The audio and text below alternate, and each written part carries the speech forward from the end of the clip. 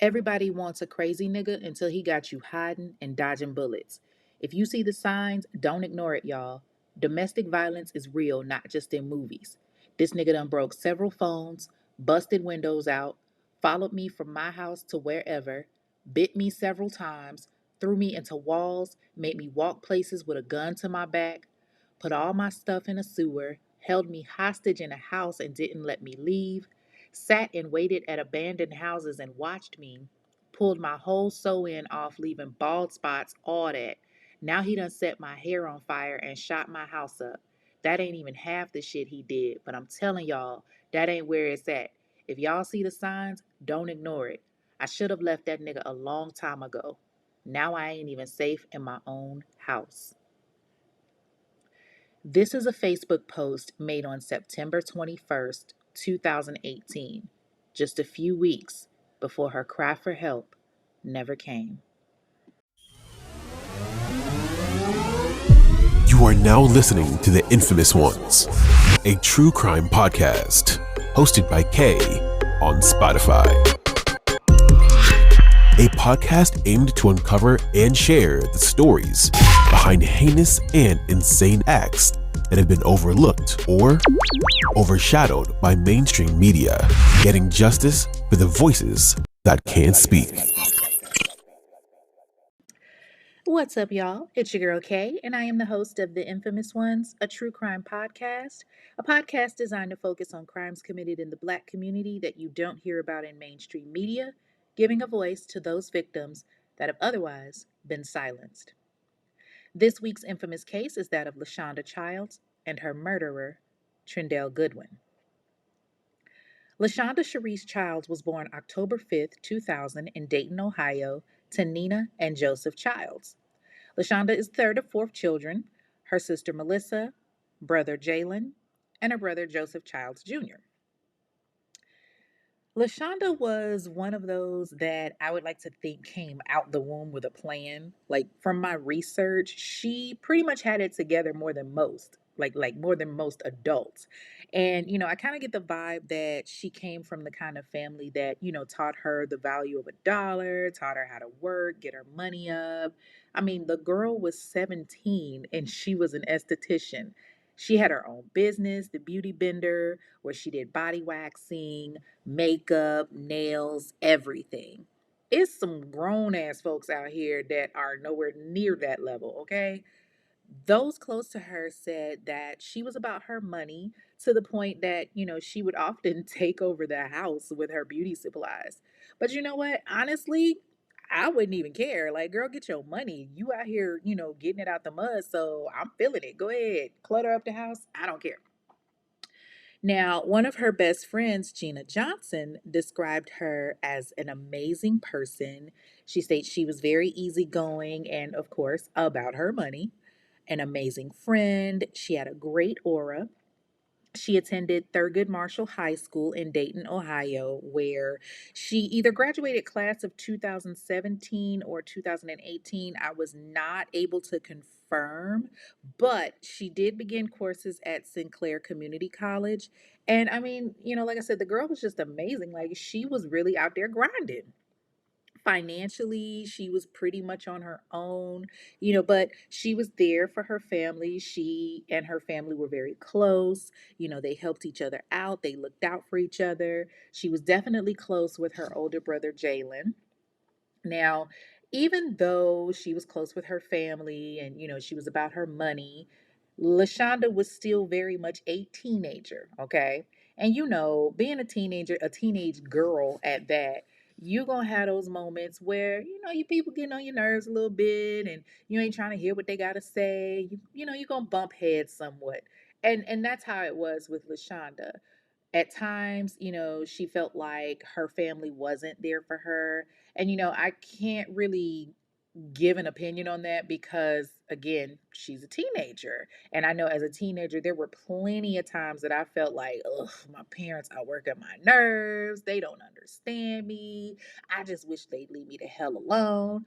But that's a part of being a teenager. And I keep reiterating that word because throughout this entire case, people were speaking of Lashonda as if she was a grown woman. She was only 17. She was a teenager,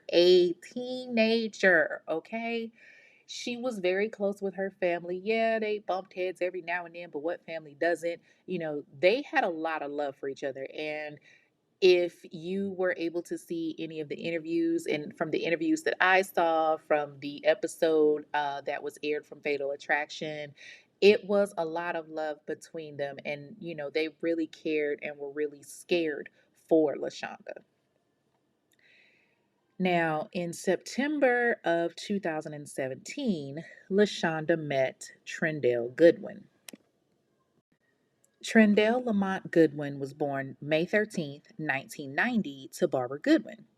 Now, his father didn't want his identity revealed, which, now that I think about it, it really has me thinking like, damn, your own daddy don't want people to know that he's your daddy. Like, yo, that's a big ass red flag. Like, he literally said he didn't want to give his identity because of the high profile case. And like, wow. Okay. I mean, considering your track record, bruh, I mean, I kind of see why. Like, nigga, you got over 15 arrests between 2011 and 2018. Like, oh my God. But you know what? We'll get into that in a bit. So anyway, Lashonda met Trendell in September of 2017 online. Now they talked for a bit through social media and then ended up meeting face to face. According to sources, though, initially Trendell really wasn't her type, but she was trying to be open minded and decided to give him a shot. So when they initially met, Trendell told Lashonda that he was 20 years old. Remember, she's 17.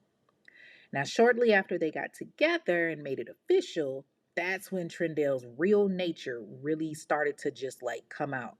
He became very possessive and territorial, always wanting to know what she was doing, who she was doing it with, going on her social media and like just all over her pages, doing the most. Okay. Now, Lashonda learned about Trendell's real age about a month after they started dating. She found out that he was actually 28 years old. He, apologized to her and she accepted it. He gave her a couple of little gifts and everything. And, I guess you could say for the mind of a 17-year-old, that would suffice and that was enough, because again, a lot of people forget she's only 17. So, of course, she's not thinking like an adult that's 35, or an adult that is 25 for that matter. She's thinking like a 17-year-old teenager. So maybe she felt like because he was older that he might have had it more together. I don't know, because the nigga definitely did not. I'm sure, of course, her family was concerned because that's a whole 11-year difference between the two of them. But again, in the state of Ohio, the age of consent is 16. So, you're kind of stuck between a rock and a hard place because, yeah, you can tell her that you don't want her, seeing him, but then what's the other option for her to sneak around? Because that's exactly what's going to happen. So I guess it's kind of better to know about it and, at least that way you can control it somewhat. And with the way that she was close with her mother, I kind of get the vibe that maybe that's what her thought process was. I know, if I don't want my child being with somebody, the last thing you want to do is push them into the arms of the person by like, oh no, you can't see this person. I forbid it. So I'm also curious though as to why the hell he lied about his age. Like, clearly he knew her age from jump. And, she kept kicking it with him. So why go to, such great lengths to lie about your age? Like, dude, eventually she was going to find out, especially if you got so serious the way that you're making her and trying to force her to be serious with you. I just feel like it was power and control, but he got with a young, impressionable girl who, even though she had her own in many ways, was still very much naive to a lot of shit. So it didn't take Lashonda long to see what type of man Trendell really was. The first incident between the two of them was the first time that she really tried to end things. So on Christmas Eve of 2017, she and Trendale got into an argument after he accused her of texting another man. He, began to show his violent temper, and he literally like threw a drink on her and then drug her by her feet out of a vehicle. So Lashonda called the cops, and unfortunately, that was just like the first time of many. Now, y'all remember how I said that Trendale had been in trouble with the law multiple times prior to Lashonda's death? Yeah, Homeboy was booked 15 times by Montgomery County Police in Dayton, Ohio. So, arrest records show that Trendale was first booked in August of 2011 for theft. Literally 3 months later, he gets arrested again for driving on the sidewalk and aggravated menace, which, for those of you that don't know what that means, it's him threatening to harm someone for whatever reason and basically threatening them, causing fear. So he was also charged with criminal damage in 2012, assault and criminal damage in pretty much 2013 through 2016, breaking and entering, receiving stolen products, carrying a concealed weapon, and then in January of 2018, while he was in the relationship with Lashonda, y'all, it only escalated. Shortly after his first arrest, January 31st, 2018, Trendale was arrested for abduction and domestic violence. Like, this man literally kidnapped her. Just thinking about it, like, my blood is boiling because good God, I wish this baby knew what kind of piece of shit he really was. And I mean, honestly, at this point, she did know. I really wish that there was a way for her to have gotten out. The ones that spoke up about him were saying stuff like, oh, he's an okay guy and he was a good man. And I really want to be like, yo, can you please get your head examined? Because how in the hell is he a good guy or a good man or whatever you want to call it? His own father, who, mind you, didn't want his identity revealed, said he's not an angel, but he's not the devil. He's not public enemy number one. Like, he's asking people to reserve their judgment on his son. He then says, I believe that anyone that commits a crime should be punished in one capacity or another. If it's proven that he did it, he deserves to be punished. Dude, he been booked 15 times, but that's an okay guy to you? He has a history of threatening and violence. Now, I know the age of consent in Ohio is 16, but Lashonda was a child. Yes, she was accomplished more than many, but nonetheless, she was still a child and she tried to get away. How is that a good guy? Like, he couldn't take no for an answer. Lashonda called the police multiple times. February 19th, 2018, Lashonda and Trendale get into an argument about text messages. So he hit her, bitter, and when she called the cops, of course, officers reported that the left side of her face was swollen. She also had abrasions on the right side of her neck, and her nose was bleeding at one point, according to one of the Dayton police officers that took her statement. So Trendale was arrested that day. Now, he was sentenced to 180 days for misdemeanor assault, and he was also supposed to have court ordered therapy. He only served 19 days of that 180-day sentence, and he was then placed on house arrest. He still had to do court ordered therapy, and he was ordered to stay 500 feet away from Lashonda. But I don't know if he like worked his magic or just begged her or threatened her. I don't know. Or if she actually felt sorry for him, but she went to the courts and wrote a letter to the judge and asked them to drop the protective order. She asked them to drop the charges, which is why he only did 19 days of that 180-day sentence. She writes to the judge and says, He's really not a bad guy. We went through a rough patch in a life together, which resulted in a huge mess. I'm willing and ready to patch our relationship and friendship back up. She also says that some of the blame was to be on her and how they're both two hot headed individuals. Now, remember this because we're going to talk about this later, okay? Looking back at it, I really feel like he, coerced her into saying that, she wanted to drop the charges. I don't know if he was threatening her in some kind of way, but it just, that part, for as much as she was trying to get away, that part, I honestly can't understand how all of a sudden it was like, hey, drop the charges. I want to take responsibility. You know, it, it was so much negativity. Her mother, Nina, said that he would steal Lashonda's phones, which there is also documentation of, and he would call and harass her and her family several times a day. And I do mean several. Like, this Negro was calling, she said that he would call like 70 times a day calling her phone. Like, clearly, this man had no job or anything, because how in the hell are you able to sit and call somebody's phone 70 times a day? Like, it's giving very much bum behavior. She even expressed how Trendell basically held Lashonda at gunpoint, making her walk to his house with a gun to her back. This Negro stole from her. He would steal her jewelry. He would steal anything that he thought was of value. So again, I'm sitting back like, okay, what what was the actual reason for her dropping those charges? Because I really, in my heart of hearts, I feel like he had something to do with it. I just can't prove it.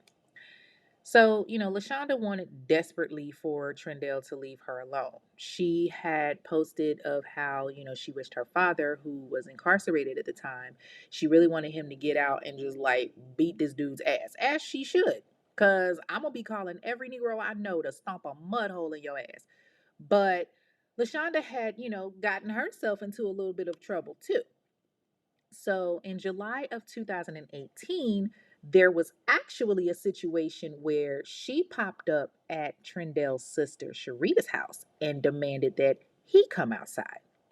So his sister Sharita was, she wasn't really trying to have that drama at her doorstep, and they got to arguing. Now, I'm kind of curious as to why Sharita was out there arguing with a teenager when she's a grown ass woman.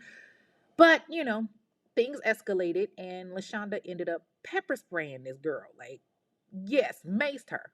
So Sharita called the cops and they came and arrested Lashonda, and she ended up going to juvenile detention center, but, was later quickly released. Now, I'm assuming that this situation fueled her next move because July 18th, baby, Lashonda went live via Facebook and bared it all. Like, I mean, spilled all the tea from Nestea to Lipton, okay? So in this live, Lashonda spoke her truth. Now, the court documents state that she referred to Trendell as nigga, but I mean, is that really derogatory amongst us? Just saying, that's our verbiage. Doesn't mean it's right, but in listening to the way that they described it, they were like, "Oh, she refers to him as nigga in the live." Yeah, I we okay, yeah, we that's a whole nother conversation. We're not gonna get into that. So anyway, Lashonda talked about how he lived with his mother and how she didn't like going over to his house because he had fleas and no air conditioning. She was cutting deep talking about how his mom was going to die of bronchitis. I'm like, damn, girl, you wasn't holding back at all. Sis talked about how he wore the same clothes and shoes and was smelling musty, how he would sit in the house all day and not even brush his teeth. Like, she said his teeth were black as fuck. She called him a bum and talked about how he couldn't fight.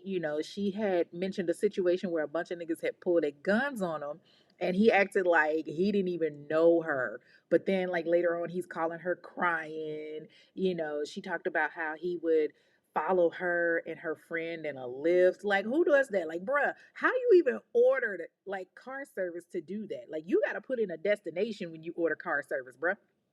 So she talks about how he couldn't afford to take her out to eat, how her mother had to put food in his freezer. Like, clearly, sis held him down. We all got times where we hold somebody down, but in the year and a half that they were fucking around, like, it sounded like she held him down all the time.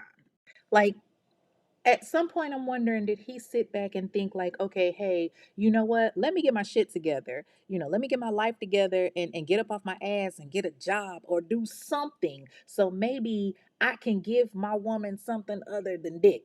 Like, and according to her live, that wasn't even hitting, because she said sis said he was old as fuck and his dick didn't work. Like, damn. Whew. Yeah, that was a lot. um Now, I will say this, hearing all of that, it, whew, damn. When you're dealing with somebody like Trendell, that can be a very dangerous thing. Men like Trendell can't handle embarrassment. They don't like being challenged. And Lashonda, being the type of person that she was, Trendell knew that, she was too good for him. Like, let's just call it what it is. And, that's as basic as it can get. She was about her business and she's 17, whereas he's 11 years older than her and doing what? So of course he's probably feeling insecure. He's probably feeling angry because she just went live and was like basically saying, nigga, fuck you. So as time went on, Lashonda was still trying to get away from Trendell, but he just would not let her live her life. She had gotten into a new relationship with this new guy, and he treated her like she deserved to be treated. Trendell, of course, he didn't like that, and he wanted to make her pay for it. So on September 15th, 2018, Trendell decided that because he was butthurt and because she had moved on and she wasn't really trying to hear what he had to say, he was just gonna go and do something drastic. What does he do? He starts blowing up Lashonda's mom's phone, calling back to back to back. And then he shoots up their house. Yes, literally goes to Lashonda's mother's house and shoots it up. Now, luckily, nobody was hurt. And, of course, once again, Lashonda's like, yo, this is out of control. I need to keep this dude away from me. So she goes to get another protective order. Now, a few days later, supposedly Trendell went to Lashonda's house, completely ignoring the order, and they got into a disagreement. He set her wig on fire and then threw it at her, burning her face in a robbery attempt. He grabbed her cell phone and ran, and Lashonda decided at this point to go on social media and tell what happened. So on September 21st, 2018, she made a post and it said, y'all, Trini Mac stole my phone and set me on fire. So if y'all been getting random inboxes or seeing dumb posts, report it. And if y'all see that nigga, call the police. I'm sick of this shit. He on some if I can't have her, nobody can weird ass shit. She then went and made a post that same day that really it really got to me because she poured her heart out with no clue of what was to come. She says, all jokes aside though, everybody want a crazy nigga until he got you hiding and dodging bullets. If you see the signs, don't ignore it, y'all. Domestic violence is real, not just in movies. This nigga done broke several phones, busted windows out, followed me from my house to wherever, bit me several times, threw me into walls, made me walk places with a gun to my back, put all my stuff in a sewer, held me hostage in a house and didn't let me leave, sat and waited at abandoned houses and watched me, pulled my whole sew in off, leaving bald spots, all that. Now he done set my hair on fire and shot my house up. That ain't even half the shit he did. But I'm telling y'all, that ain't where it's at. If y'all see the signs, don't ignore it. I should have left that nigga a long time ago. Now I ain't even safe in my own house. So like that post went viral. Like it had over 40,000 shares on Facebook and so many people were rooting for her to get out. So many people were leaving her encouraging words and of course getting into Trendell's ass. So After making that post, Lashonda tried to, go on in her life. She continued her business, she was making her money, taking classes, and living her life with her new boo. Yet Trindale was still lurking in the shadows. Just a few days before her untimely passing, one of Lashonda's closest friends, Gina, saw a post on Facebook from Trindale saying that Lashonda had been shot while she was with Gina. So, of course, Gina's in shock because she's like, yo, Lashonda's not with me. Of course, she later found out that the post was false, but no one knew. He had basically just warned everybody.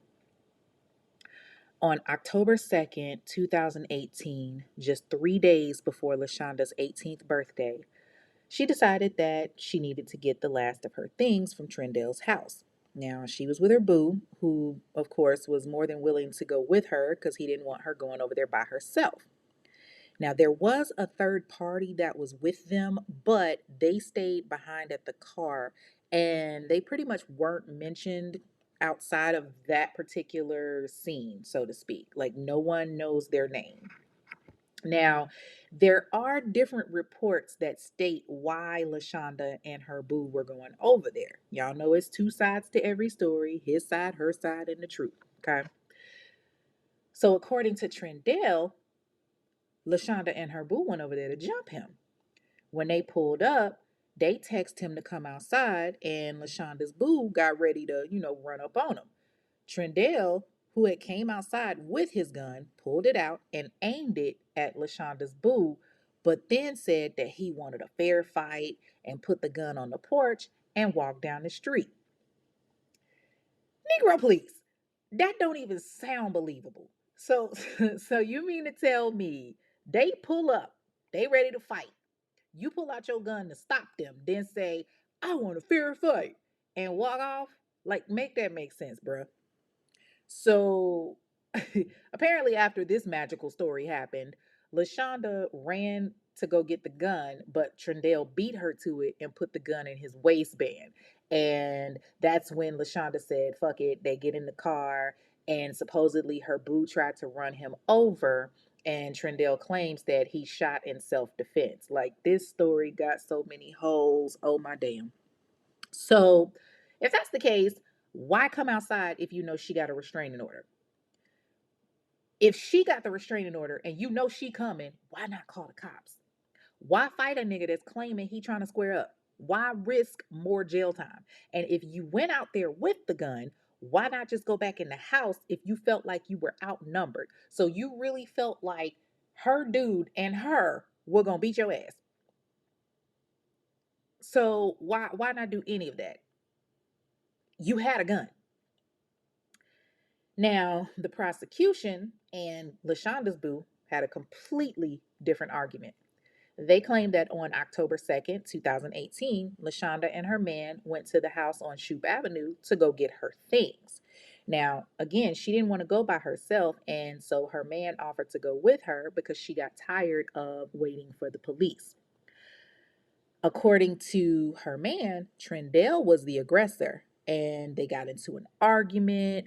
During this time, Lashonda called 911 and she advised that she had a protective order out against him. She gave his name and his address, and she begged the dispatcher to send somebody out. She said, "This dude got a gun pointed to my boyfriend's head. I got a restraining order on him. The police told me to call when I see him. I gave you the address. Can't you just send somebody out there? I'm scared. He's got a gun. I can't talk. I can't talk. I'm in a bad situation." So she ends up dropping the call. When they get in the car to leave, Trendale walked over to the driver's side and began firing multiple shots, hitting Lashonda above her shoulder, her neck, and in the head, which was the fatal shot. Now, her boo drove her straight to Grandview Medical Center, where, despite fighting the best that she could, she died the next day. So, Trendale, if your argument is that you shot because you feared for your life, why did it show multiple bullet holes in the car? Why did you shoot from the driver's side window? Like, yeah, your ass is lying. In that same aspect, I do wish that she had not gone over there. I understand, wanting to get your things, but at some point I'm gonna be like, okay, you know what? This can be replaced. I'm not dealing with this, especially if you knew that he had a gun prior. And, it's a shame that it happened. So I'm like, I'm kind of wishing that, she hadn't done that. Like, I really feel like, maybe if she hadn't gone over there, things might have been different and there could have been a different turnout. Unfortunately, we can't turn back the hands of time because I'm pretty sure if we could, her family probably definitely would.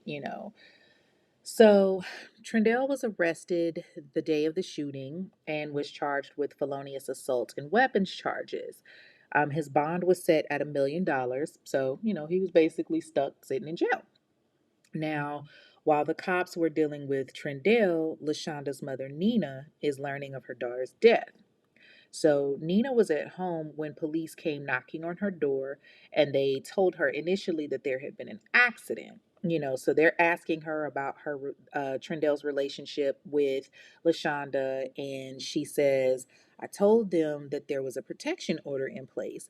The basic reason was that she did not want to date him.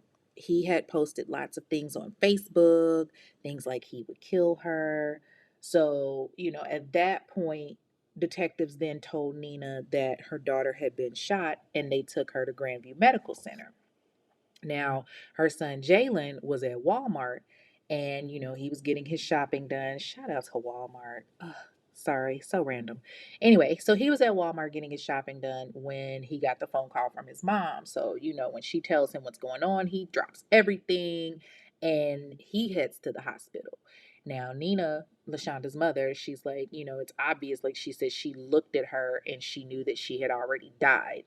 And, her brother Jalen is like, he's like, yo, this is very hard. He was like, I've seen her in the hospital before, but never like this. And around 1:20 a.m., October 3rd, Lashonda was officially pronounced dead. Now, after being arrested and giving his side of the story, 28-year-old Trendell Lamont Goodwin is booked and charged. Good. But the trial isn't as open and shut as people think. So originally, Goodwin's attorneys argued that Trendell was acting in self-defense. And remember, I told you all that happened back in July of 2018 when Lashonda had gone over to his sister's house to try to get him to come outside and, things got heated and she ended up pepper spraying his sister. Well, they tried to use that as a defense, saying that she actually was the aggressive one. But what gave him up is the fact that in that live where Lashonda talked about, how he was a bum and she was so called threatening him and saying she was going to have people beat him up and, basically discrediting him and calling him a bum in the comments with all of those people that were encouraging her to leave and, telling her, like, yo, you don't need him and all of that. He was counteracting and going off telling people, yo, if I'm so abusive, why the hell does she keep coming back? And, if I'm this bad person, why is it that she can't stay away? So there was one particular post that got him. Someone commented and stated, maybe you should just let her breathe. He says, I'll let her breathe today, but she better have her ass back here tomorrow. And that's where I start thinking, No, you done fucked up, right? No, no, no, no, no, no, no, no, no, no. You know you done fucked up, right? so, of course, police and investigators are looking at all these comments and, they see that particular one and they're like, yeah, this looks like a little bit of a veiled threat here. And I'm like, veiled my ass. Like, this was blatant, obvious. He's threatening her. So Trendell couldn't really sit too comfortable because after that, one of his ex girlfriends came forward. So she's like, hey, I'm willing to testify. And she tells investigators about what he did to her. And it was damn near the same thing that he was doing to Lashonda. So, with all of this piling up on him, Trendell decided that, okay, I'm going to go ahead and listen to my attorneys. So the defense then came to the prosecution and they're like, hey, you know what? We know when we're beat. We don't want to have to take this to trial. Can we get a plea deal? They asked for manslaughter. Lashonda's family was like, yeah, get that out of here. Hell no. And I agree. So, you really want to ask for manslaughter when you outright murdered this girl? Like, there's no manslaughter in that. You shot this girl multiple times. You had a history of abuse, bruh. Manslaughter would be too easy. So, prosecution was like, nope, family doesn't want to go for that. How about murder with 18 years to life plus 3 years for the weapons charge? So finally, Lashonda's family, they can get some type of resolution. And all they had to do was get through the sentencing, but another obstacle was thrown at them. The day of the sentencing hearing, October 25th, 2019, Trendell decided to pull one last little trick. He went before the judge and requested to withdraw his guilty plea, stating that he was under duress and that he was under the impression that he would only have to do 3 years. He then stated that he wanted to fire the attorney that he had because his attorney had misrepresented and misled him. Y'all, Lashonda's family was devastated. Naturally so. I would be pissed if at the day when you're supposed to be sentenced to take your ass to jail, you open your mouth and say, oh, I want to withdraw my guilty plea. So, like, when I was researching this case and I saw that, I don't know if any of you remember a courtroom scene where this guy is facing the murderer of his child and he like jumps over all these benches, these rows of benches, and like mollywops this dude. That's what I was thinking should have happened in this situation. Like, I really have to give it to Lashonda's family because I know her brother and her were so close, and Jalen really held it together. He had to basically sit there and listen to this man try to act like he was innocent. Honestly, I feel like this is one of those times where I might just have to do a bid. Like, I might just have to try on that orange jumpsuit or that black and white striped jumpsuit or whatever the hell the color is for the state of Ohio. Because what you're not going to do is sit here and say that you were thinking you were only supposed to do 3 years. Like, I watched the interrogation videos where he blatantly said, I ain't shoot nobody. Nigga, there was a witness. Her boyfriend was with her. What you mean? At the end of the day, you were mad because she had moved on. She wasn't trying to deal with you no more. She got tired of you hurting her. She got tired of you stealing from her. She got tired of you taking advantage of her. She was a 17-year-old girl, and you were a grown ass 28-year-old man preying on a teenager. You know damn well that you couldn't get by, or rather, you couldn't do that to a woman that was your age. No woman your age is going to deal with that kind of bullshit. No woman that's in her 20s is going to be with a man that can't even take care of his hygiene, that can't do nothing for himself, that just sits around on his ass and expects a female to take care of him. You sit there and you call somebody's house all day long and you sending threatening text messages to their family members because you mad because she done moved on in her life. Like, build a bridge and jump off that bitch. My bad, y'all. Let me calm down a little bit. I mean, this is a very it's one of them cases, y'all. So the judge gets this information, and they got to take all of this into consideration. But apparently, the judge agreed that this was insane. So after Trendale made the request to withdraw the guilty plea on November 26, 2019, a hearing was held, and the judge was like, nah, you ain't getting that, and quickly overturned the request. So in the end, Trendale ended up getting sentenced to 18 years to life in prison for murder, felonious assault, and discharge of a firearm on or near prohibited premises, which is pretty much exactly what prosecution wanted to begin with. So Trendale was transported to Southeastern Correctional Institution in Lancaster, Ohio. Now, Lashonda's brother Jalen said after the hearing, I was kind of shocked, but then again, I do feel like it was fair, the 18 to life, knowing he can't get out in the 18. He doesn't have a number to look at. His number is life, so I was all right with that. Her mother, was very upset and expressed how she didn't like the fact that Trindale's family could see him and they could go and visit him, but she and her family were saying, okay, hey, we got to try to move past this. We're not going to be able to hear our baby's voice again. So they said, okay, we're never going to forget her. We're going to just push through this.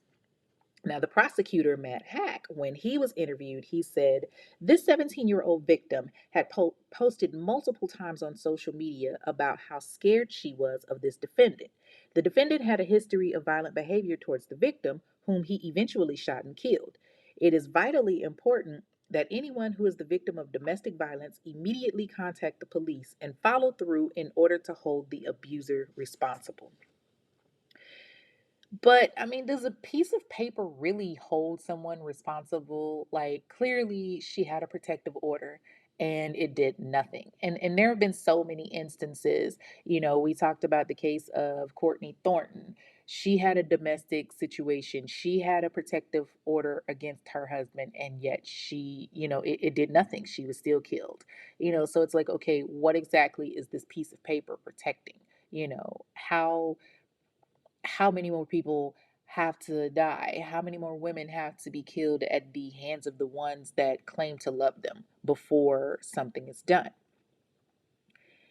Since the sentencing, there's been several things that have occurred. Trendell is still at the Southeastern Correctional Institution in Lancaster, where he will not be up for parole until August of 2036. However, Trendell has been quite the busy little asshole. In March of 2021, Trindell's attorney, Lucas Wilder, filed an appeal on his behalf. So his argument was the same thing that, a defendant charged with murder has a constitutional right to be properly advised before making a decision to enter a plea. At a minimum, a defendant charged with murder must understand the charges he faces, what defenses, if any, he has to those charges, and the penalties he faces if convicted of those charges. A defendant's decision to plead guilty to murder when he has reservations, implausible self defense argument, or believes misrepresentations were made about his sentence is alarming.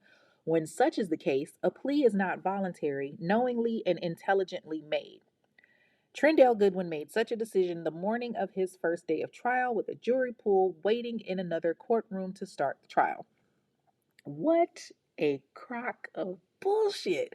So basically, this man is trying to say that Trendell was under duress and trying to say that he didn't know the difference between the sentences that were being offered and that his attorney at the time had misrepresented himself. His mother even came forward and wrote like this affidavit talking about how she had paid his prior attorney to file on his behalf and nothing happened. And of course, they tried to argue that once again, Lashonda came to his house to create havoc. And once again, they tried to argue that she was trying to run him over, but ultimately the judge still wasn't trying to hear it. So on May 25th, 2021, the appeal was denied by Chief Justice Maureen O'Connor. But that didn't stop good old Trendell's attorney. He turned around on June 3rd, 2021 and filed a motion for reconsideration. And then on July 20th of 2021, it was denied yet again. I really don't doubt that another appeal will be coming soon. I really feel like they're about to be trying to make appeals until 2036 when he's up for parole. Like it just seems like that kind of thing. Like they're playing tag when it comes to appeals and denials. Now, remember, like I said, Trendell has been quite busy. So, in looking at the social media accounts, I actually went to his Facebook page, which is still very much active.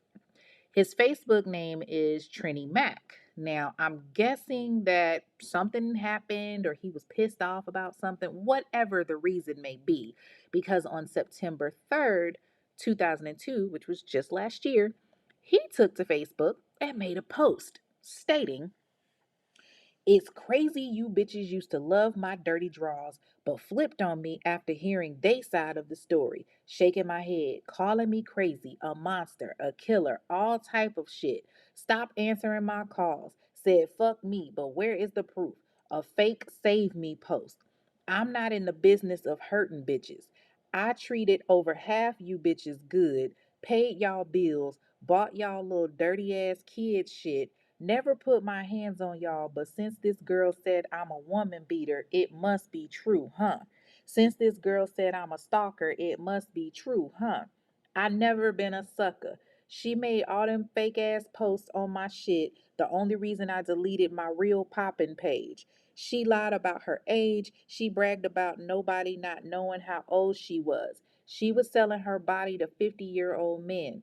She maced my sister for nothing. She had some niggas shoot at my house. She punched her own mom. The evidence is all on her page, but honest to God, I didn't know she got shot. Dude tried to hit me with his car. I accidentally hit her trying to hit him. If I knew right then and there, I would have stayed on the scene and called the police myself on my mama. I like make it make sense. I didn't go looking for them and they had no reason to be at my house. It was up with dude. He been telling me he was going to kill me. He found out she sucked my dick like y'all run with anything. How is she terrified of me but still fucking me? The lawyer on my case railroaded me. He damn near forced me to take a deal. He didn't fight for me at all and we paid that man all that money, shaking my head. But I knew I had a fighting chance. Nobody believed me. I just figured some shit out. Thank God my appeal working in my favor. I'm going to be home before you know it. You can't count the Mac out, dumbass. Ooh, good Lord. Reading that, I swear my IQ dropped about 10, 15 points. First of all, nigga needs Rosetta Stone, okay? But the fact that he could sit there and make that is it just baffles me. So you sit here and say, now I'm gonna try to break this down. It's crazy you bitches used to love my dirty draws, but flipped on me after hearing their side of the story, shaking my head, calling me crazy, a monster, a killer, all type of shit. I'm not in the business of hurting bitches. You have literally used the word bitch several times, but you're not in the business of hurting bitches. There are numerous police reports of you assaulting this girl, and another ex came forward, but you're not in the business of hurting bitches. Okay.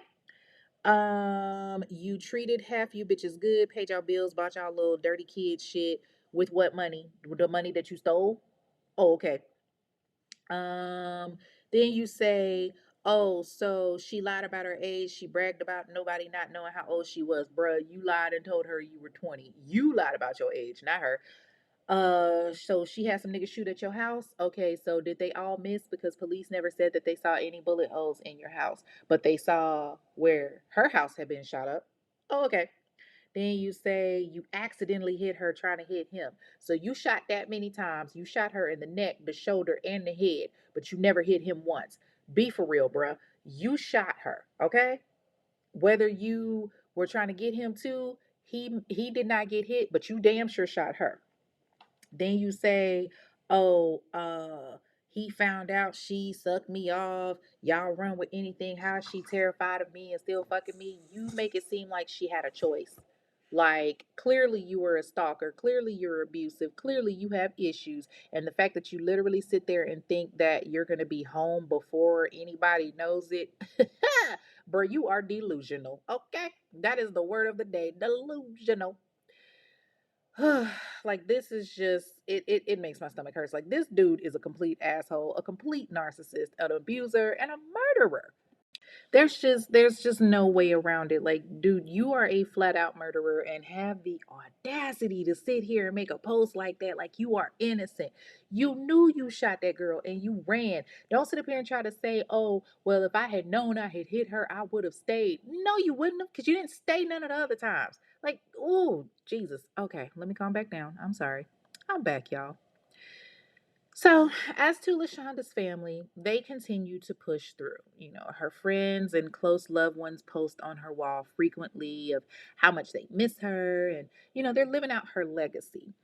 Lashonda's friend Gina says, as it relates to Trindale, you really don't know what you took from me. I cannot believe that you felt like that you had that kind of power to do such a thing.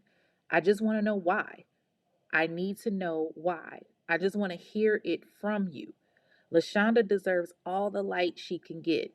People need to know the red flags and know when to get out before it's too late. I was with someone and my mom had to sit me down and told me Lashonda's death will be in vain if you don't get out. I got out. Everyone deserves relationships free from domestic violence. If you or someone you know is in a domestic violence situation, please don't wait. Get help. You can call the National Domestic Violence number at 1 800 799 7233. That is all for this episode of The Infamous Ones, a true crime podcast. I would like to thank Gina Johnson for her interview.